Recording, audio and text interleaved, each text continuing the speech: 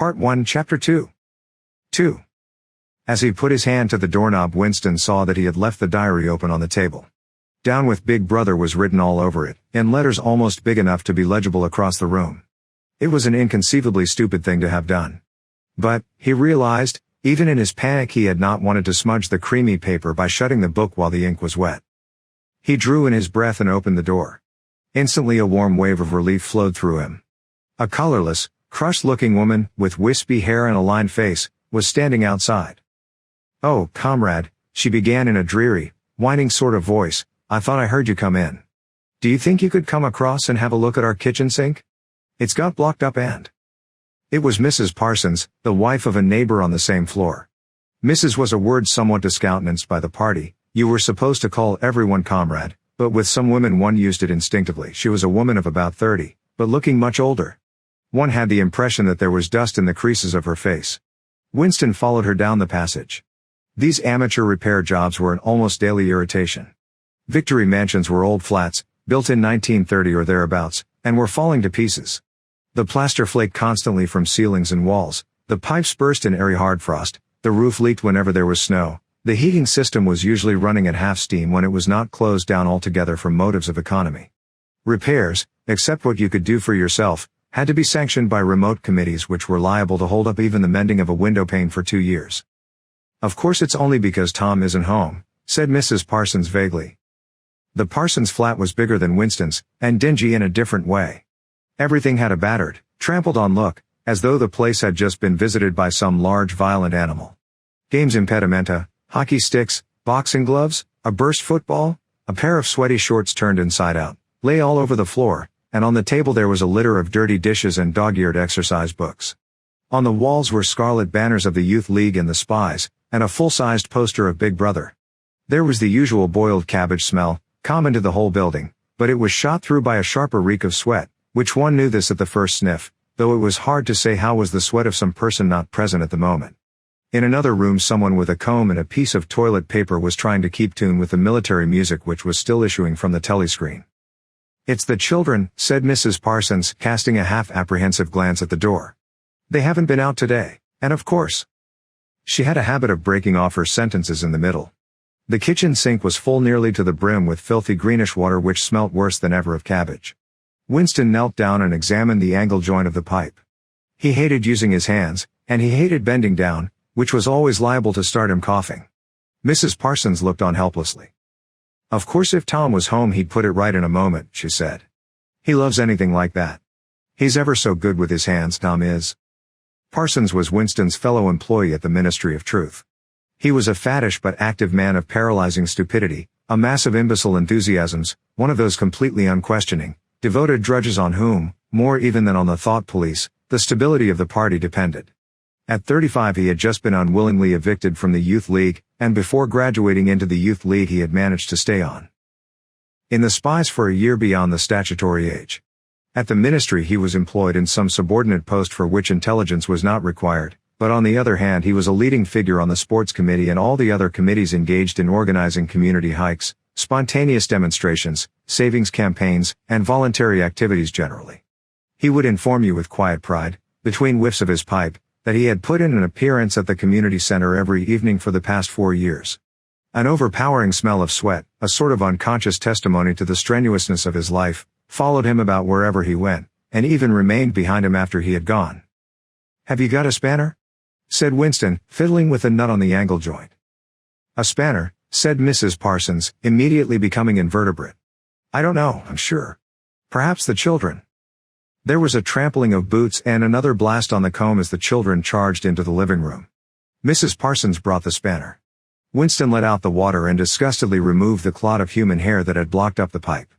He cleaned his fingers as best he could in the cold water from the tap and went back into the other room. "Up with your hands!" yelled a savage voice. A handsome, tough-looking boy of 9 had popped up from behind the table and was menacing him with a toy automatic pistol, while his small sister, about 2 years younger, made the same gesture with a fragment of wood. Both of them were dressed in the blue shorts, gray shirts, and red neckerchiefs which were the uniform of the Spies.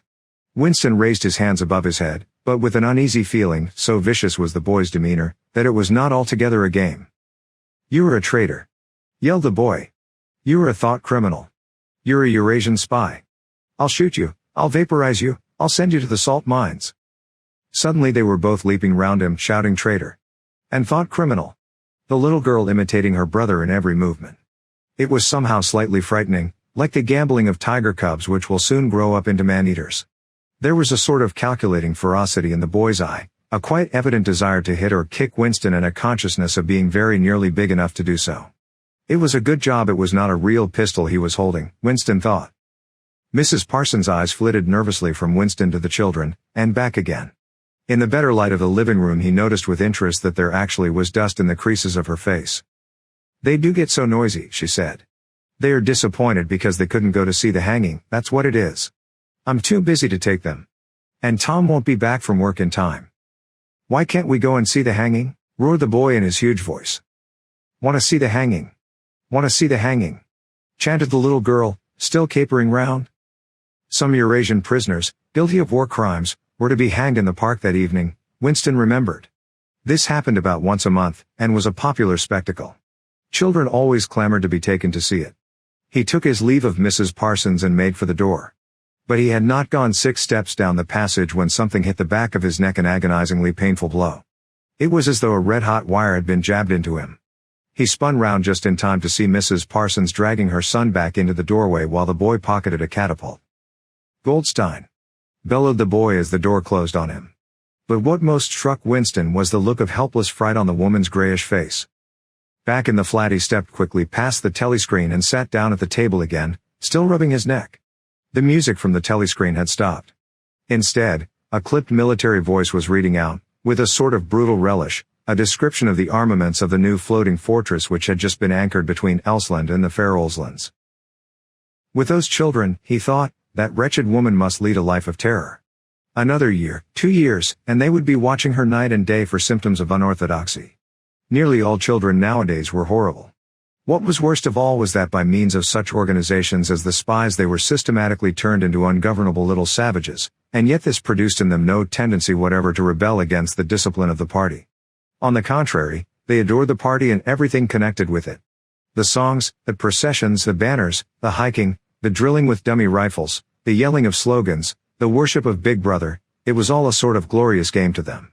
All their ferocity was turned outwards, against the enemies of the state, against foreigners, traitors, saboteurs, thought criminals. It was almost normal for people over 30 to be frightened of their own children. And with good reason, for hardly a week passed in which the Times did not carry a paragraph describing how some eavesdropping little sneak, child hero was the phrase generally used, had overheard some compromising remark and denounced its parents to the thought police. The sting of the catapult bullet had worn off. He picked up his pen half-heartedly, wondering whether he could find something more to write in the diary. Suddenly he began thinking of O'Brien again. Years ago, how long was it?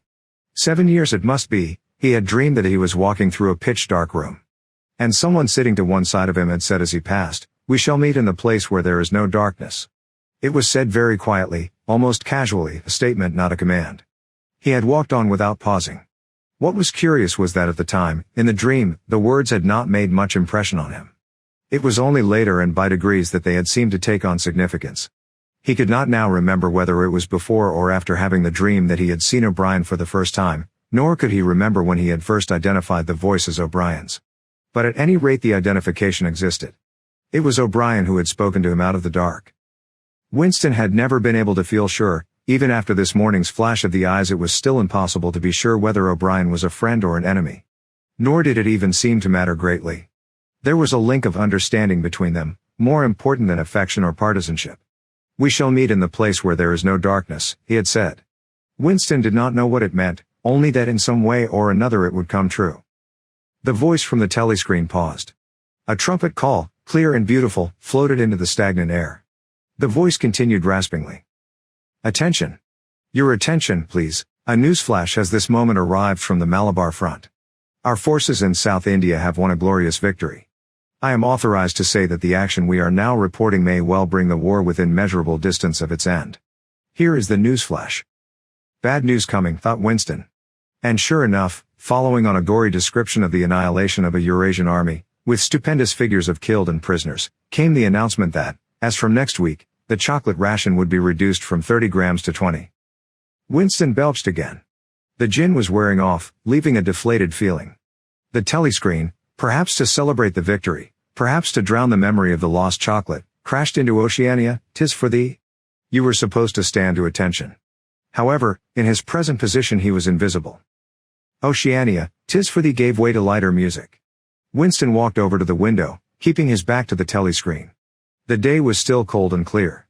Somewhere far away a rocket bomb exploded with a dull, reverberating roar. About 20 or 30 of them a week were falling on London at present. Down in the street the wind flapped the torn poster to and fro, and the word Ingsoc fitfully appeared and vanished. Ingsoc. The sacred principles of Ingsoc. Newspeak, doublethink, the mutability of the past. He felt as though he were wandering in the forests of the sea bottom, lost in a monstrous world where he himself was the monster. He was alone. The past was dead, the future was unimaginable. What certainty had he that a single human creature now living was on his side? And what way of knowing that the dominion of the party would not endure forever?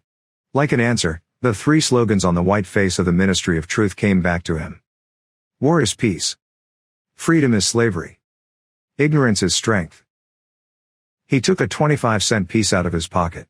There, too, in tiny clear lettering, the same slogans were inscribed, and on the other face of the coin the head of Big Brother. Even from the coin the eyes pursued you. On coins, on stamps, on the covers of books, on banners, on posters, and on the wrappings of a cigarette packet, everywhere. Always the eyes watching you and the voice enveloping you. Asleep or awake, working or eating, indoors or out of doors, in the bath or in bed, no escape. Nothing was your own except the few cubic centimeters inside your skull. The sun had shifted round, and the myriad windows of the Ministry of Truth, with the light no longer shining on them, looked grim as the loopholes of a fortress.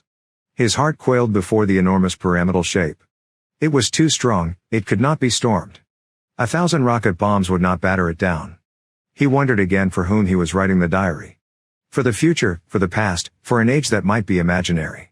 And in front of him there lay not death but annihilation. The diary would be reduced to ashes and himself to vapor.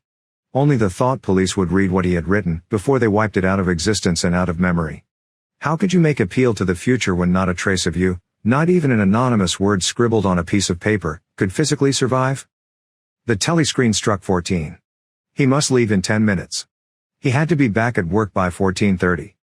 Curiously, the chiming of the hour seemed to have put new heart into him. He was a lonely ghost uttering a truth that nobody would ever hear. But so long as he uttered it, in some obscure way the continuity was not broken. It was not by making yourself heard but by staying sane that you carried on the human heritage. He went back to the table, dipped his pen, and wrote. To the future or to the past, to a time when thought is free, when men are different from one another and do not live alone, to a time when truth exists and what is done cannot be undone, from the age of uniformity, from the age of solitude, from the age of Big Brother, from the age of doublethink greetings. He was already dead, he reflected. It seemed to him that it was only now, when he had begun to be able to formulate his thoughts, that he had taken the decisive step. The consequences of every act are included in the act itself. He wrote. Thought crime does not entail death, thought crime is death. Now he had recognized himself as a dead man. It became important to stay alive as long as possible. 2 fingers of his right hand were ink-stained. It was exactly the kind of detail that might betray you. Some nosing zealot in the ministry, a woman, probably, someone like the little sandy-haired woman or the dark-haired girl from the fiction department, might start wondering why he had been writing during the lunch interval, why he had used an old-fashioned pen, what he had been writing, and then drop a hint in the appropriate quarter. He went to the bathroom and carefully scrubbed the ink away with the gritty dark brown soap which rasped your skin like sandpaper and was therefore well adapted for this purpose. He put the diary away in the drawer. It was quite useless to think of hiding it, but he could at least make sure whether or not its existence had been discovered. A hair laid across the page ends was too obvious. With the tip of his finger he picked up an identifiable grain of whitish dust and deposited it on the corner of the cover, where it was bound to be shaken off if the book was moved.